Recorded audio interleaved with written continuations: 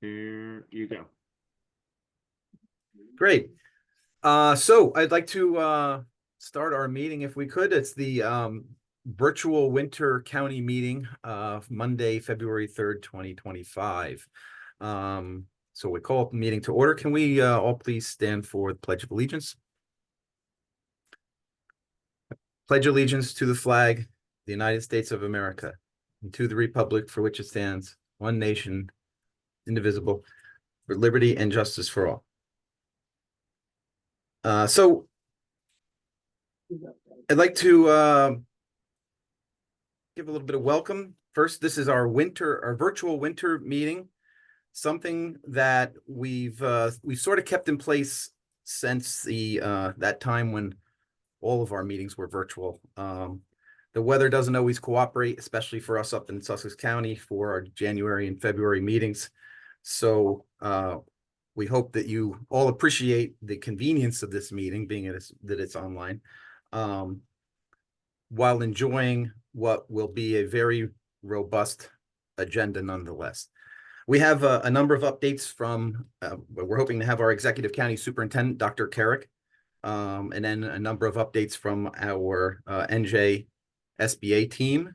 And finally, we have our program presentation by John Ferraro, the Executive County, Essex County Executive School Business Administrator currently, who is also filling in, from what I understand, for Sussex County and was Passaic County, I think I heard. So he's very graciously offered to present to us on the role of the school business administrator and board secretary. And we're, like I said, very, very lucky to have had that, have him step in to do that for us. So if I'm not sure we have Dr. Carrick online. I didn't see her come in. I don't see her yet. Okay, so we'll move on then to an update from the NJSBA Field Services team. Kelly Mitchell, our Thanks, field service Wayne. representative.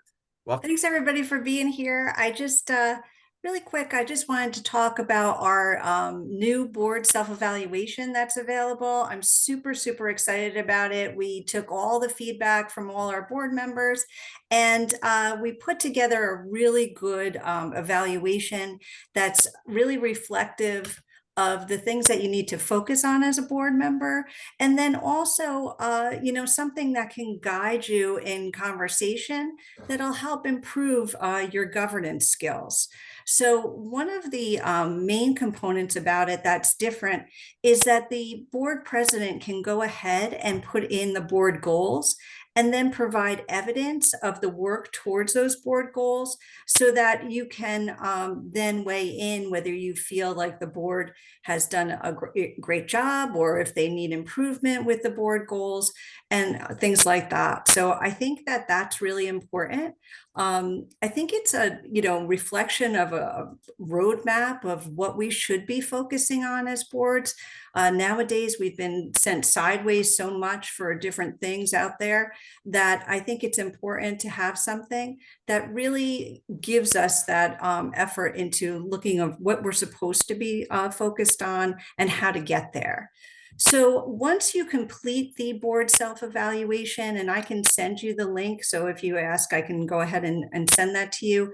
But what I normally do for my boards is I send the link to everybody, set a date on when I'm going to come into your board meeting, and then do a board self-evaluation workshop. And what that is it's just very discussion based on all the different buckets of the board compilation report from there.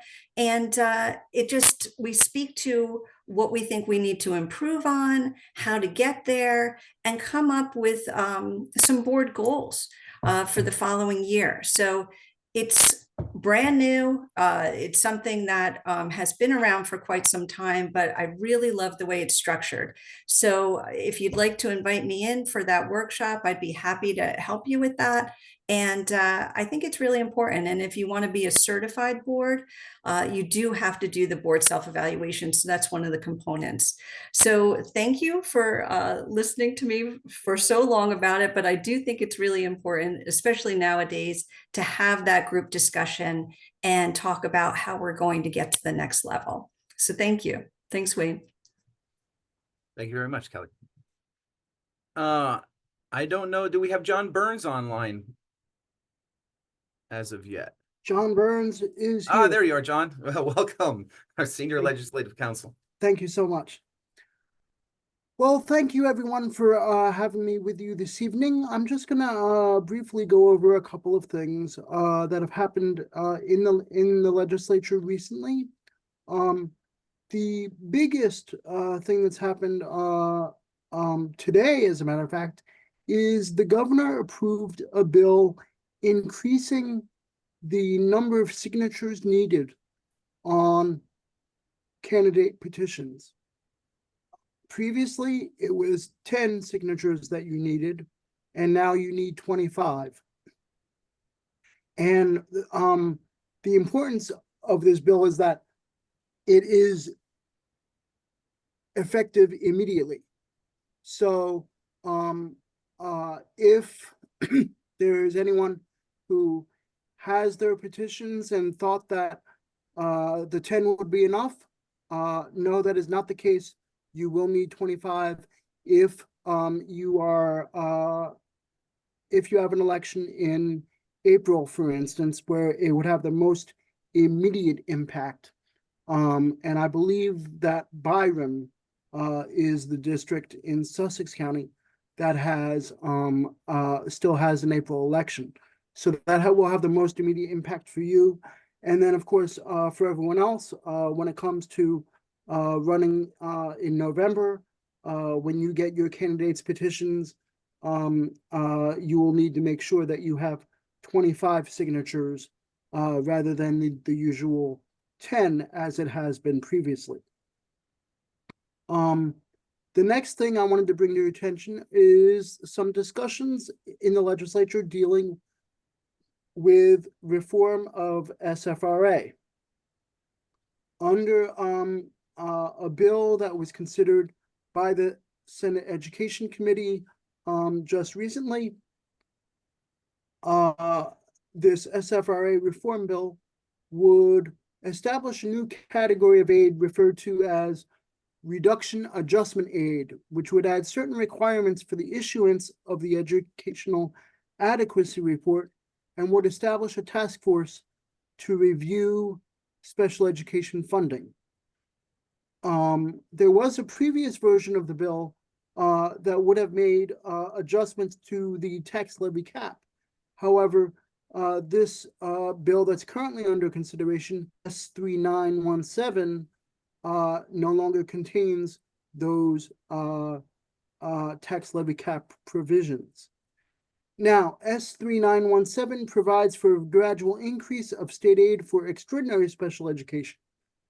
Under this bill, the state would be required to either increase its total appropriation for extraordinary special education from one fiscal year to the next, or it would be required to increase the percentage of reimbursed costs for each district from one fiscal year to the next.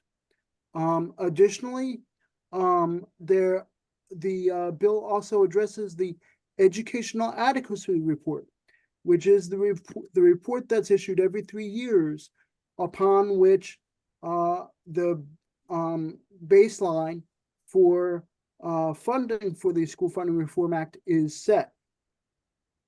And what it would do is it would increase transparency around the educational adequacy report, and it would require the NJDOE to make the report available on the department's website and do so in a user-friendly manner, which would include explanations of the variables used to determine a district's aid. It would also allow the Commission of Education to initiate a review of certain elements in the funding formula, including metrics for adjusting costs in intervening years. Additionally, it would require the Department of Education to provide a draft of the Education Adequacy Report and provide it for public comment for at least 30 days. So whether or not this ultimately gets to the governor's desk or not, I cannot say. But this is the proposal that is currently under consideration by the Senate Education Committee. Next, there is a bill that would provide a pilot program for the use of therapy dogs in the schools. And what this program would do is it would have the commissioner establish a pilot program whereby the commissioner would have sponsoring districts use therapy dogs to help then develop guidance for the eventual rollout statewide of the use of therapy dogs by districts. The thought behind this is that there are academic and health benefits associated with the use of therapy dogs, particularly in public elementary schools. And the idea here would be, if successful, to then be able to roll out the program statewide. Finally, I just wanted to bring to your attention the fact that there is also a bill that would require labor movement instruction in the schools. And what this bill would do is it would require that as part of the 6th through grade 12 implementation of the New Jersey Student Learning Standards in social studies, there would have to be instruction that would include, at a minimum, the history of organized labor, notable strikes throughout history, unionization drives, and information about the basic collective bargaining process. With that, that brings my update to an end. As always, if ever you should have questions, feel free to reach out to me or any other member of the governmental relations team. And as always, look at school board notes, and also look at our newest publication known as Capital Watch, which is a quarterly update of all of the governmental relations activities of the NJSBA. Thank you very much. Thank you. Thank you very much, John. Any questions for John? Okay, I don't hear any. Thanks again, John. Thank you so much. We're going to turn now to an update from our own New Jersey School Board's our alternate delegate, Ron Hoffman. Hi, Ron. Yeah, how you doing, Wayne? Thank you. Well, we had a meeting sorry about that, January 31st.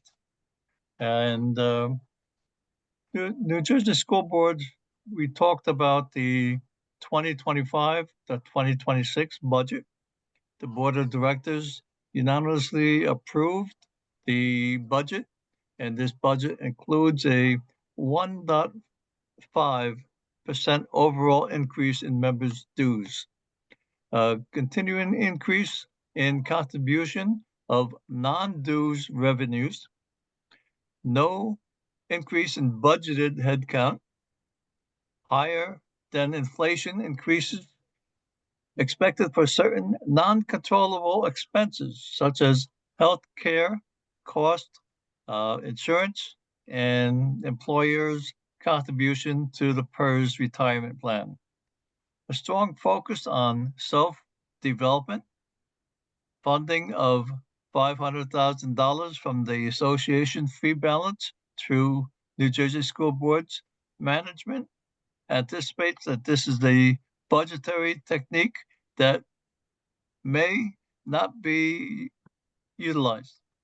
On Capital Watch, New Jersey School Board debuted a Capital Watch, its brand new quarterly online newsletter. Capital Watch provides critical updates on pending legislation that could significantly impact New Jersey schools, students, and communities. The GR team is currently tracking nearly 1,800 pieces of legislation at the State House, and Capitol Watch provides concise summaries of the pending bills, updates on their progress, and information about the New Jersey School Boards Association's official position in a single, easy-to-access source 4 times a year. New board member orientation weekend was held in January.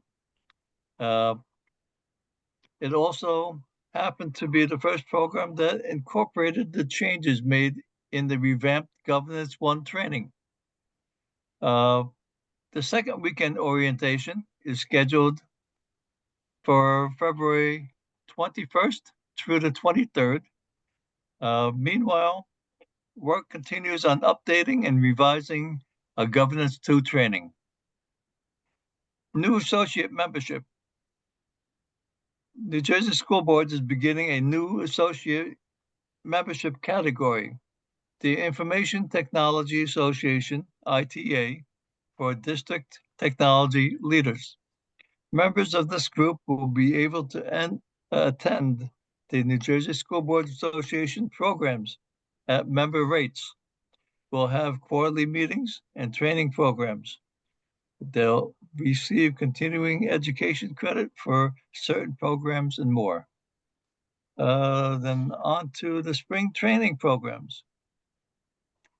They include the second annual Women's Leadership Conference, and that's going to be Friday, March 31st, 2025.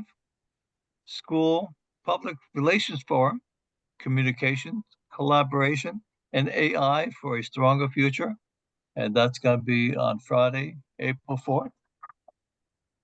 Equity Expo, that's going to be Friday, April 11th. The Equity in Education Leadership Award will be introduced at the Equity Expo conference and will recognize individuals, schools, or districts that have demonstrated a strong commitment to advancing equity in education. And we had the discussion on career-focused learner report. Late last spring, the Committee on Education Opportunities for the Career-Focused Learner was formed to update New Jersey School Boards Association's 2018 report on this subject. The committee met several times, heard presentations by representatives from New Jersey Department of Labor, Sussex County Community College, the executive director of New Jersey Council on County Vocational Technical School, and held a workshop panel discussion on the topic and conducted extensive research. The result is a 97-page report, The New Dimensions in Career and Technical Education, which considers recent developments affecting enrollment, staffing, programming, facilities, and funding, and 29 recommendations. The report also offered examples of effective school district programs and strategies. New Dimensions in Career and Technical Education will be formally released shortly. During our meeting, we also had 2 proclamations mentioned. This is January 2025, School Boards Appreciation Month, and a proclamation was passed around, and a second proclamation was passed around that was from a joint committee. And that's all I have. Thank you. Thanks, Ron. Thank you, Wayne. Just want to address, there was a question to come up in the chat about how to sign up for the Capitol Watch newsletter, and it sounds like that was the answer to that was found, but just for anybody else, it is the link is available on the New Jersey School Board's website. And I think a link is automatically sent. This is Rob telling us the link was automatically sent to all members as well. Okay, so thank you, Ron, again. I don't think we have Dr. Carrick on as of yet, so we're going to continue along with our agenda. So the next update is Mr. Rob Serra is going to talk to us about our Unsung Heroes Award ceremony. Thank you, Wayne. Hi, everyone. We're excited for now the second annual Sussex County Unsung Hero Award ceremony after last year's successful event. The Sussex County Unsung Heroes are students who made a lasting impact through their unique and outstanding contributions to their schools and communities. Their efforts, often overlooked by traditional student recognition programs, are vital to making our schools and communities thrive. And it's these unique and outstanding contributions that we aim to honor and celebrate. We definitely saw that last year, and we hope to see it again this year. So we invite every district in Sussex County to participate. All K-12 districts, any district that has a 12th grade will nominate a 12th grader. The K-8 districts will nominate an 8th grader, and the K-6 districts will nominate a 6th grader. Each student, along with their family and a person will introduce them, will receive invitations. This year's event is March 31st at Sparta High School, Monday, March 31st at Sparta High School. So the deadline for nominations, we still have a bit. It's a month from today. We still have time. It's Monday, March 3rd. So reminder emails will go out to it went to superintendents and principals and vice principals of schools that need to nominate. So be on the lookout for that. And we hope for some of you that have been to Sparta High School's auditorium, it's very large. So we hope many of you are able to come and participate and be witness to the second annual Unsung Heroes in Sussex County. This other topic is our elections. It's already time. We will be electing our 2025-2027 Sussex County officers. So our president, first vice president, and second vice president. Also our NJSBA Board of Directors delegate and NJSBA Board of Directors alternate, which the delegates and the alternates sit on the NJSBA Board of Directors. And like Ron came back and reported on that. There's meetings about quarterly, and you can attend them virtually or in person. And that term is 2025 to 2028. Those are 3-year terms. Information has gone out. The deadline for applications is Saturday, March 1st. I'll put the link again in the follow-up email, and you're going to get a reminder. So anyone interested in stepping up and being part of the Sussex County Executive Committee, information is in the form. It's got the details for each position, and you can let me know if you have any questions. And we will be electing those new board members at our May meeting on May 6th. And that is all I have. Thank you, Wayne. Thank you, Rob. Just a quick plug for the Unsung Heroes Award. Rob does a phenomenal job in helping put this all together. If any of you have access to your folks that would be submitting the nominations to Rob, please make sure. We would very much love to have every school represented in the county. We were pretty close, I think, last year for the inaugural, but we'd like to get to 100%. So it was really a cool event. We had Dr. Corlino was out and helped me present some of those awards, and it was just a really cool event. Okay, thanks again, Rob. I guess we'll move right into our meeting program now. So I'd like to first introduce John Ferraro, who I mentioned earlier is taking over helping us at Sussex County, but he's also going to present to us our program now, the role of a school business administrator and board secretary. Thank you, John. It's all yours. You're on mute, John. Hello, everyone. Good evening. So thank you for the invite to come up here and talk to the good people here of Sussex. So for my colleagues who will be somewhat helping me, Renee and Rich, just keep your eye on the chat as questions might come in. Feel free to put in the chat or just chime out a question. We'll pause at appropriate times to see if anyone has any questions. Let me just try to share my screen here and we'll get going. Okay. Screen one. Share. Can you see it? Yeah? Can you see it? Perfect. All right. Okay. So this is kind of an overview of, can you see it now? Yeah, Yep. okay. We're good. Okay, so this is kind of an overview of school budget discussion 101. It's yeah, I think you'll like it. It kind of covers the basics and kind of the role of the school board member and the role of the SBA. And let's get going. Here we go. Okay, so I did introductions. The agenda is a discussion of briefly of revenue, appropriations, and the election calendar. So the school budget basics. Let me just move this. All the people are covering my thing here. Okay, so a proposed budget must be submitted in balance, meaning that the revenues must equal appropriations. And it's called a proposed budget, it's not a final. All statutory obligations need to be funded, and the budget should demonstrate support for the district's educational initiatives. So everything in the budget, in essence, should drive education. There's a part in the budget we call a statement of priorities, in which there's a narrative that explains the curriculum and how the budget dollars are supporting education. Remember, it's all about the kids and how are you supporting education. So you must address that in your budget submission.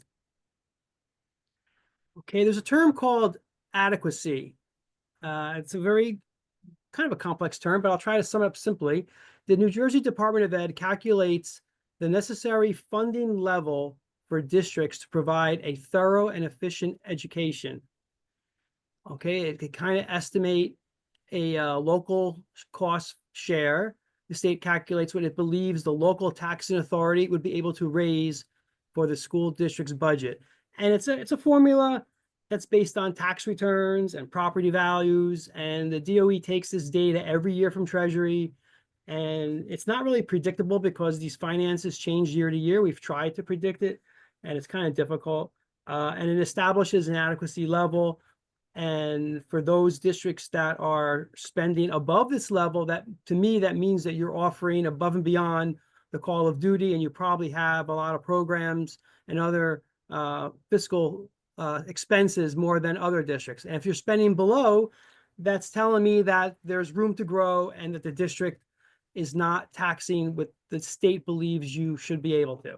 It's kind of a barometer that we gauge, and districts have to explain if they're spending more, why they're spending more. I mean, there could be a variety of factors. Could be just high cost of salaries or high administrators, or their structure's too big. It's just a barometer that we look at to help them to see if they're efficient. Okay, understanding revenue sources. So we have state aid, we have tax levy, we have federal grants, and then there's your fund balance, your free balance. We're going to get into each one of these. If I can get the screen to work here. Where's my cursor? There we go. Yes. Can I like remove this? I want to move this down. Hide video. Okay, that's better. Okay, so state aid is formula driven based on a variety of economic factors that I mentioned, mainly the ability of the town to carry its own weight and sharing its education burden. It's driven by all kinds of factors of economic significance to Treasury, including tax returns and property values and things. Financial aid is what a state awards to school districts annually through the state budget. Okay, it comes in different veins of categories called categorical aid, but it's in essence, it's one big pot of money for your budget. A great resource you can look at, which does an excellent job of explaining this, is there on the screen. It's www.njsba.org. They call it School Finance 101. I think it's a very good layman's read for the common person to kind of get a nutshell explanation of what all this that I'm saying. So the state aid comes in different categories, as I mentioned, and it's just different veins of how the state justifies giving aid to the districts. So you have a vein of special education, security, transportation, and then adjustment and adequacy. Now, just because that there's labels on these veins of state aid, you can spend them any way you want. On their budget, it's just like one big number, but it's one way that the state can tweak and give other districts more or less aid depending on the circumstances. So how much must the local school district pay? As I mentioned, the district needs to raise and spend enough funds to provide all pupils with its jurisdictional, constitutionally guaranteed, thorough, and efficient education. And, we've debated this at wit's ends as to what is a thorough and efficient education. And to me, it means you have to provide at least the basics. You got to provide everything mandated in the core curriculum content standards. Everyone should graduate, related to read and write, math, English, history, all the basics. Tax levy. School districts are allowed to tax up to 2% over prior year levy plus other eligible adjustments. Okay. Eligible adjustments that generate additional tax levy over the 2% base. We have enrollment. Remember, enrollment drives funding. The more kids you have means more need, more money from the state. You're going to have more teachers, more infrastructure, more of everything when your enrollment goes up. It kind of drives your state aid. Healthcare is also another adjustment. Right now, I think healthcare increases are well in the double digits. So the state will, through a calculation in the software, will allow you to tax additional monies. Then you have the unused tax levy called bank cap. If you do not tax to your full potential each year, you can bank those dollars for future years. It is tax levy. It's not cash. It's tax levy. So you can bank this unused tax levy for future years, up to 3 years. And then lastly, we have what's called a second question. So that is another tax initiative where you go to the public and say, hey, we need X number of dollars for this initiative. What do you say? And you got to vote. It's a separate vote that must be voted on by hand. So the people go to the ballot in either April or November, and they actually vote yes or no on this. And it gets added to the tax base if it passes. Any questions so far? I can't see the text box. So if someone lets me know if there's a question in there. Okay. John, okay. I know we had a question at 2% or higher from Roxana, but I wasn't sure on what 100% that was referring to. Okay, what is the question? It just says at 2% or higher. The question was at 2% or higher? Yeah, so I think it came through the adequacy one, so I don't know if Roxana wants to okay, clarify her question. I'll talk about the 2% real quick. So when the budget opens up, when the software opens up, the business administrator will see last year's tax levy, or in this case, would be the current year, which is last year, the current year tax levy. Now, by law, you're allowed to easily tax 2% over the current year, and that becomes your new base. But you don't have to go to 2%. You could tax 0.5%, you could tax 1%, and you can only go over 2 if you have the necessary adjustments available. Like if you don't have an enrollment adjustment, that's not going to be available. If your healthcare is low, then you're not going to have that available. If you don't have any bank cap, it's not available. A lot of districts have just the 2% and that's it. Does that help with the question? I'm not sure. If there's any follow-up, just put it in the chat and I'll do my best to help you. So I'll just say it out loud. That way you can understand what I'm trying to say. When you say that if you look at the budget and you want to offer everything and you're obviously exceeding, or I look at the budget and there's room for growth, and that means you're not charging enough. That's right, what I mean. the adequacy. About the bare minimum at 2%, right? Or are you doing more than that? Like, no, if you can only even if you're under adequacy. I have districts that are, I'm here down in Essex, so I have a lot of urban, and they are millions under adequacy, 30 million, 40 million, 50 million under adequacy. I mean, Newark's budget is $1.5 billion, and they only tax like 180 million. So they're only taxing like 10% of the whole budget. So yeah, these districts that if you're under adequacy, you just can't get there overnight. It's going to have to be year after year taxing to your maximum ability until you can raise it up high enough to offer what you want to offer. Unless the state comes out with some initiative. Like last year, certain districts were given the opportunity to tax up to 9.9%.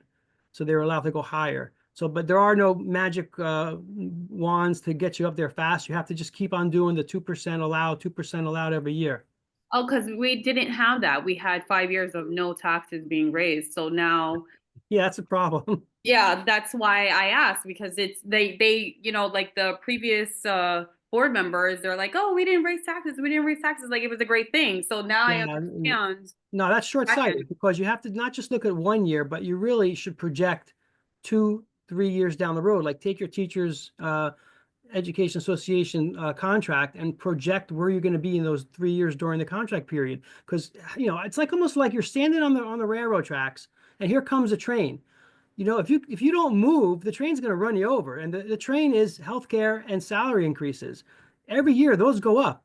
I mean, teachers are getting in Essex, the average is almost 4%, and budgets are only going up 2%. So when the BA starts his or her budget, they're like, oh, I get my 2% is like 400,000, but my raises and healthcare is going up 700,000. So every year you always start off a negative, and you have to cut in order to make your revenue equal your appropriations. So yeah, I mean, it's nice to have a zero if you can afford a tax levy. That means you're using your savings and your fund balance to balance, which is not a good deal. But every district has different circumstances, and there's characteristics and financial pressures in every budget. And without looking at the specifics, that's kind of the general idea of what's going to happen. Look at Nutley. They went over the clip. They got a monitor now. What else has in East Orange? They had to fire 90 people in July because of poor management, and they haven't raised taxes. John, I think Rich wanted to jump in and add something. Sure, go ahead. Rich, we can't hear you. It looks like you're unmuted. Just, when sharing my There we screen, all I see is the No. PowerPoint. I can't see anything else. Yeah, no, for some reason we can't hear Rich. Now he's muted, but he was unmuted before. Yeah, he's got to check his sound. Yeah, Rich, check your mic. We'll come back to Rich because Okay, he's got to work on his mic, but Okay. Rich, you have no vocals. Can he call in? I don't know if there's a call-in number, right? I'm not sure. But we do have another question. And You didn't really touch on this, but it kind of a little bit. Is designated excess surplus the same as bank cap, unused tax No, it's levy not. from prior years? No. Bank cap is cash that you didn't spend. And bank cap is, did I say it right? Fund balance is cash you did not spend, and it's in the audit. And then bank cap is tax levy percentages that you didn't use, and those dollars are just sitting there for 3 years waiting to be taxed again. And And thank if you, you John. I think there we go. I'm unmuted. Thanks, Robert, for doing that. I was actually going to point that out. That was Teresa's question. So Renee, thank you for doing that. And I'm sorry that I was having a hard time with technology, I guess. There I had you a hard go. time, a lot of things. No, so stay there. Good to hear from you, Rich. Anything you wanted to add on anything that I said about revenue? No, I really was just going to bring up Teresa's question with Okay. the difference between Essex surplus and banked cap. Okay, I'll move on to the next screen. Okay. Okay, so now we have also federal grants, which is in a totally different fund. As we know, our general fund, our Fund 10, not that this is an accounting class, but Fund 10, that holds your general expenses like your state aid and your tax levy. And then we have what's called Fund 20, which holds all your restrictive monies for a specific purpose, like federal grants. And we've had what's called Title I, which has been around for a long time. It's now called the ESSA grant, and we have IDA, which is for special ed. And we just finished going through the federal COVID monies, ESSA 1, 2, and 3, and those are disappearing. So I have to update this for next year. So those are your federal grants, and they can be used for anything as well. Teachers can be paid for them, but you have to let them know, hey, you know what, this is a grant-funded position, and if no grant, no job. So generally, you want to use federal dollars on non-reoccurring expenses like supplies or tuition or something that's not going to affect your general fund or people. Okay. This is just a screen to ask if there's questions on revenue. Any questions on revenue before we move on to expenditures? Anything in the chat? I can't. Okay. Can I ask a question about the SR funding? Sure. There was a situation where we were going to let go of the title of SEL. I think that's what it's called, the counselor. And now they made it like a permanent position, and it came from COVID funding. Okay.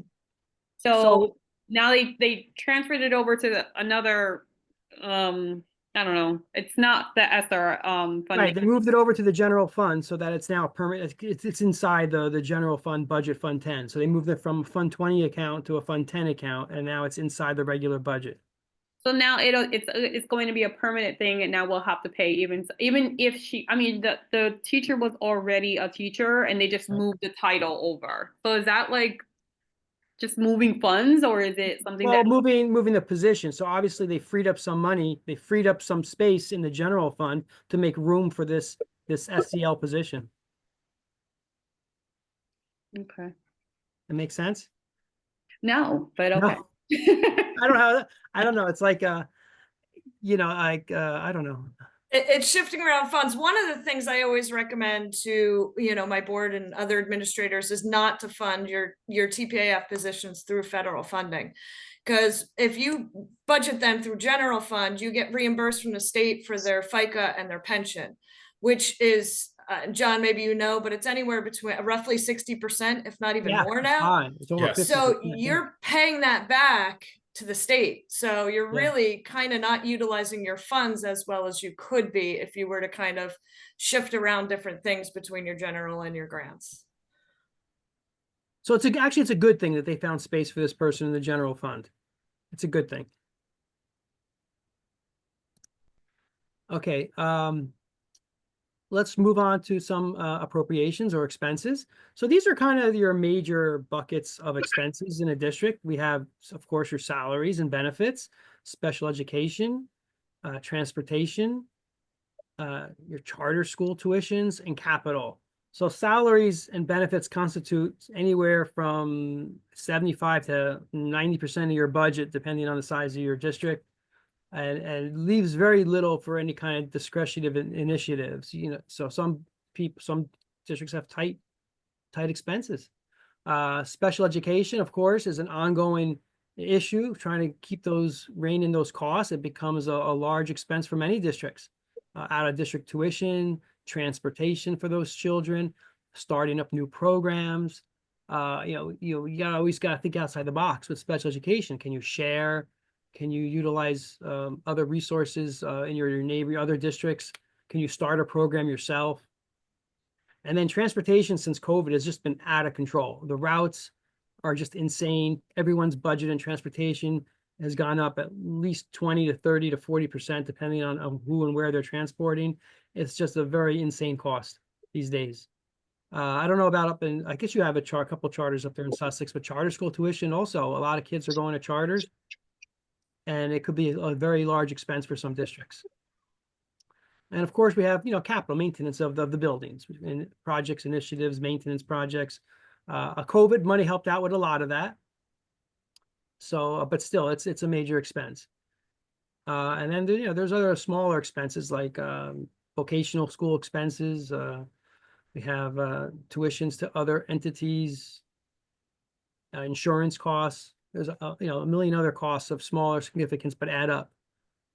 So that is it for expenses. Any questions on expenses? John, if I may, Yes. you talked about transportation costs, Yes. except for probably one or two districts in Sussex County, the remainder have extremely high transportation costs just based upon the geographics of our area. And at least my experience is the aid amounts that we are getting from the state haven't changed in years. Yeah, what you get back from it. I know. Yeah. I know. Yeah, I know. It's in the formula, and it's up to the state to calculate how much they want to reimburse you on those transportation costs. Yeah, I think they need to rerun that formula once in a while. Yeah, and that's one of the veins of state aid. One of the vein is called transportation, because if they did give you more, then that vein would get more for that amount. But yeah, I don't know. State has to do something with transportation. I know down in Lakewood, it's a huge problem. It's bankrupting the district. It's all over. It's just, it's uncontrollable. All these expenses are uncontrollable. It's just salaries are settling higher, benefits are high, special ed is high, and your revenue is only going up 2%. So every year when you start your budget prep, you're like, okay, where do I have to cut now? Where can I be more efficient? Okay, I think the next part of this presentation goes into the election calendar. So any questions on the revenues or expenses at this time? No? There's Okay. nothing in the chat. Okay. So this rolls into what board members do, the election calendar, based on election law and education law. So the adoption and filing of a budget. Districts must prepare an itemized preliminary budget, and I emphasize preliminary, to submit the budget to the executive county superintendent of schools. I stress preliminary because there have been many districts whose board members are like, "Oh, I'm not signing off on that budget. I don't like it." And you know, but it's preliminary. It's not the final budget, and it's just a proposed budget. So what do I do with the budget when I get it? So prior to the public hearing and prior to advertising, I review the budget. My colleagues who are executive county school business administrators and county superintendents, we all review our budgets to ensure that it's appropriate, that expenses and revenues are in place, that the budget supports the academic goals to provide for the thorough and efficient education. And we also will talk to our colleagues in the districts and discuss the budget with them. If we have questions or if we don't understand something, we'll talk to them. You know, why did you do this? Why is there money here? So we'll make sure that it's okay. Okay, so then we approve it or send it back for, well, we approve it. We ultimately will approve it, and then it goes back to the district for a public hearing. You have to advertise it, notice of a public hearing, no less than 4 days prior. And then at the public hearing is when the board will adopt the budget or propose changes to the budget. At the last step, after the public hearing, the board will adopt the budget as originally presented or changes, and then you'll deliver the final tax document to the County Board of Taxation and certify the taxes. This whole drill is just to certify the taxes. We want you to certify taxes and not, you know, and that's the bottom line. So if you think of this whole process backwards, you bring the tax levy amount to the tax assessor by May, and all the process before is just leading up to that amount. How much do we want to tax? As far as money on individual lines, I've had a lot of boards who question where are they placed and how much is in each area. You can always transfer and fix that later. But the big home take home message is you have to approve the tax levy. As long as you're happy with that, that's 99% of the battle. And if you fail, if you don't approve it or agree to a tax levy by a certain time frame, becomes my budget, and then I will set the tax levy. So it's behooves you to complete your statutory obligation and certify the taxes. Thank you. Questions? And let me see if I can close this here. Hold on a second. Oh my God.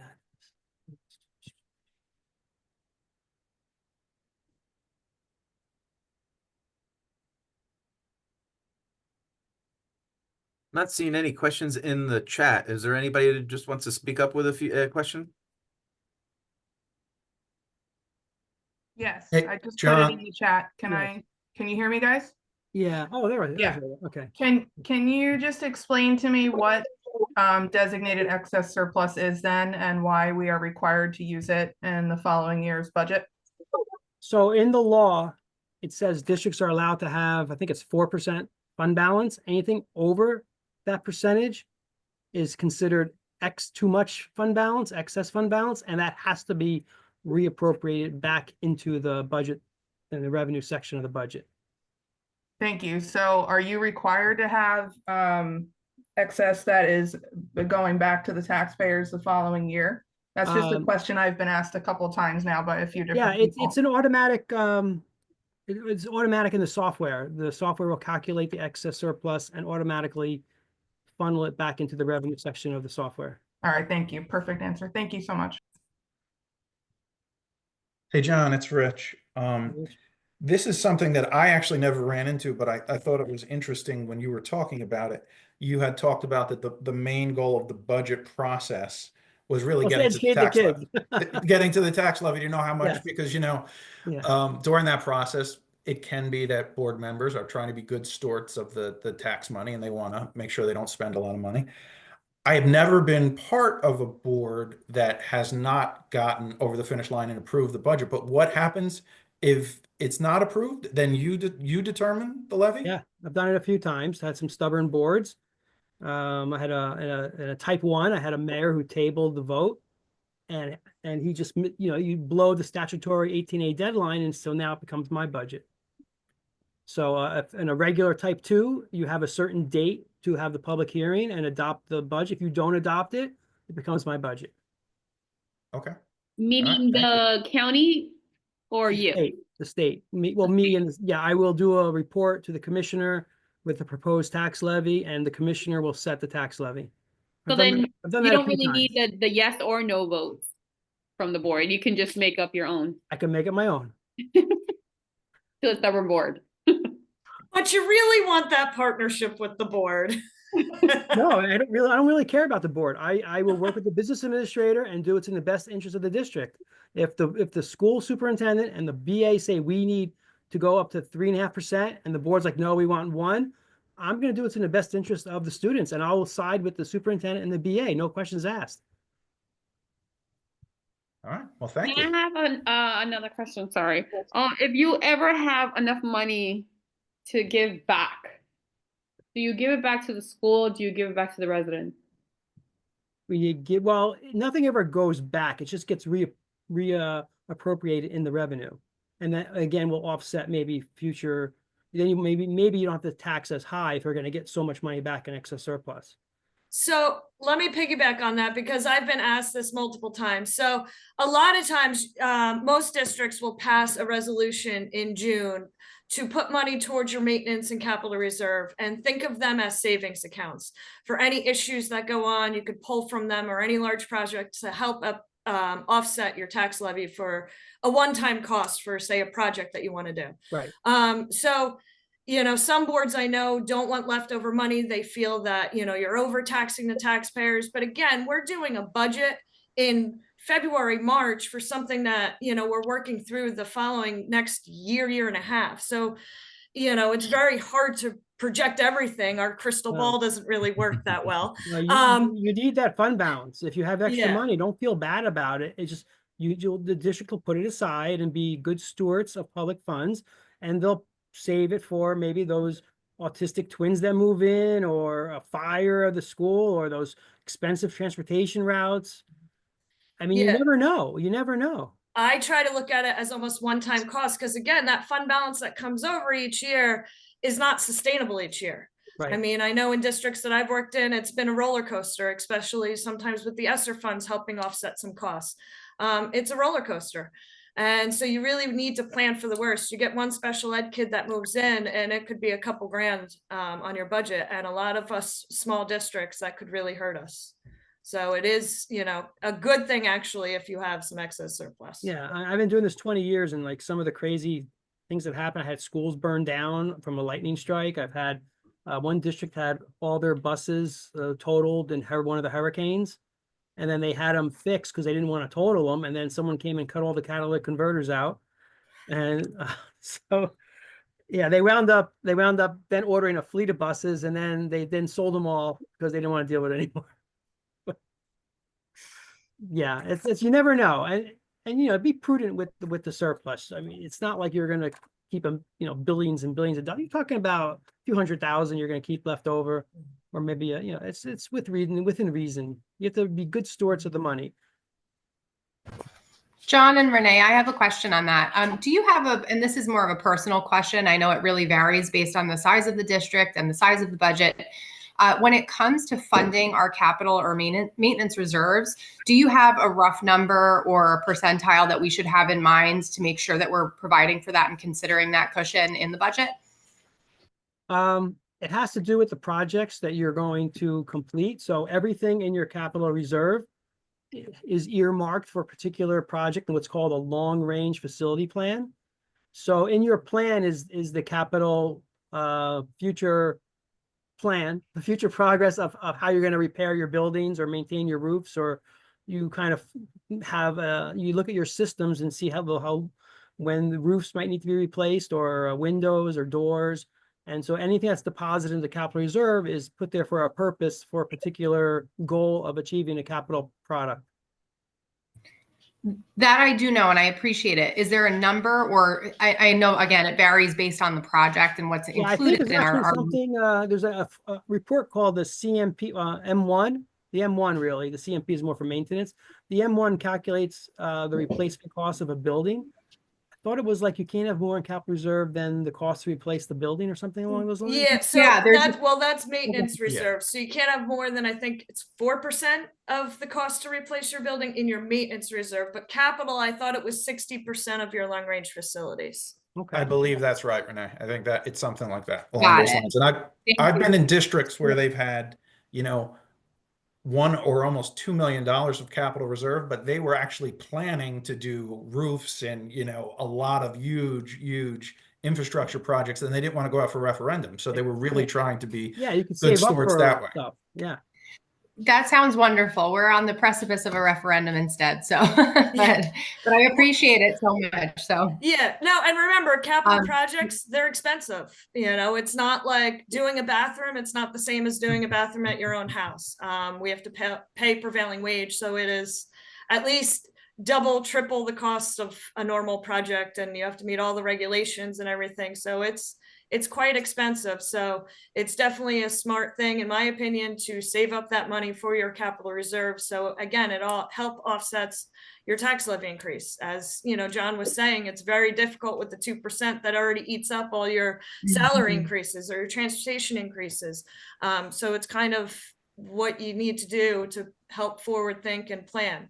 The other thing, Rich, real quick before, just because you have a set number of projects on your long range facilities plan doesn't mean you can't do something in between. If something comes up, you can always add an amendment to that long range facilities plan. So that's very important to keep in mind. Again, it's a 5-year lookout, maybe. Anything can happen. You know, I just completed mine and all of a sudden a different project popped up where I had to do an amendment literally a month after I approved my plan. So things happen and you can just make amendments to it. I was just going to bring up that there was a question about what's the process to set up a capital reserve account. You can allocate money as long as I think it's before June 30th, just with a resolution. You can say, you know, we'd like to put up to, or, you know, including $100,000, $200,000 into that capital reserve account. So that really is the process, the resolution. And you'd probably already have a long range facility plan. And as long as you have a long range facility plan that includes windows and and that's the project, your future project, you can just start putting money in right away. And then you can, you know, either through a resolution or at budget time, build in that windows project using that capital reserve money that you've been kind of squirreling away year after year. I hope that answers the question, but I think that was the question. I was going to say, even piggyback on that question, if you don't have a capital reserve account yet, all it is a board resolution to establish an actual bank account with the signers. Wonderful. So if I may, I'd like to ask our panel, what quick words of advice would you give to new board members, how best to use the resources that they have in the board secretary, business administrator office? Well, I'll go. Well, here's the thing, sincerely, like so at a board meeting, we're sitting at a board meeting as the board secretary, not really as the business administrator, in fairness. And many times the board's relationship really will probably most likely be with the superintendent. And as much as it pains me to say this, as Renee and our business administrators and many other people, it's really the superintendent's budget. So we work with the superintendent, like kind of hand in hand, and we're more than happy. I've worked in a few different boards, very smart, wonderful people, happy to talk to them. I've actually worked on boards where there have been superintendents on those boards, so they really understand the process. But technically, the board probably works through and with the superintendent, and we help that process along, I think, because we're sitting at that table as board secretaries, really to record your business, the business of the board, what's going on. And we support outside of those meetings as the business administrators. which is kind of like a non-answer. So I'm like officially like a Well, politician here. I and just that's give a what I non-answer. stumbled on. I stumbled on an answer because every board is different. Every district runs their budget process differently. But you should be receiving a budget calendar that kind of gives your step-by-steps. So each, again, each board is a little different on if they work as a separate small committee, if they work as a committee of the whole. So again, talk to your superintendent, talk to your business administrator, and you should be having access to that calendar to be able to go through and see the meeting, see the process that happens. Great. Hopefully that answers too a little bit more. Good answers, good answers.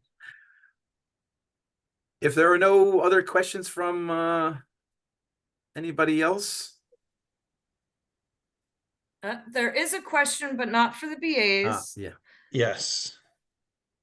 It's for Rob about the county meetings. I don't know if Rob. Can I Yeah. ask We'll something answer. to you guys, BAs and supers? What if the BA and the super don't necessarily agree? Well, Renee and I are going to say the BAs are always correct, but technically, I mean, that's kind of a hard one. I would no, like, it's I would really tend the to- superintendent, and you're as the board, you're hiring the superintendent to run the district. All jokes aside, like they are the employee you're putting in charge of the district, and they have to make those macro decisions because they're trying to decide along with the board, like the direction of the school district. So as much as I think Renee and I want to say whatever the BAs say are absolutely correct and we should all do, it's really, you work hand in hand with the superintendent because it's their district. And it is hard, like as financial planners, a lot of times the superintendent isn't that. But that's why they rely on us that are kind of the behind the scenes person to give a little bit of financial advice. As John referred, we're not trying to think of right now or just next year. We're trying to plan out as BAs 5 years from now. In the past couple of years, it's obviously been a little bit harder with the fluctuation of state aid and things, but it really trying to ride that in where, okay, we might be able to make it for this year, but as financial planners, we want to make sure that we're not setting up the district for a fiscal cliff. So I think it's very important to drive that in and work with the superintendents. But ultimately, even as Rich said, it is the superintendent's budget.